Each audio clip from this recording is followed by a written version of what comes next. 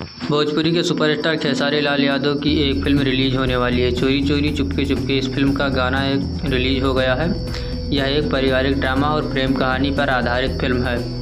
भोजपुरी में चल रहे अश्लीलता रहित और पारिवारिक फिल्म में खेसारी लाल यादव अक्सर दिखाई देते हैं कि इस फिल्म के गाने का नाम है तोहर सूरत। इस वीडियो में हम आपको बताएंगे कि यह फिल्म यूट्यूब पर कब रिलीज होगी, तो इस वीडियो को लास्ट तक देखें, तभी आप जान पाएंगे कि यह फिल्म कब रिलीज होगी और यह फिल्म कितनी अच्छी है।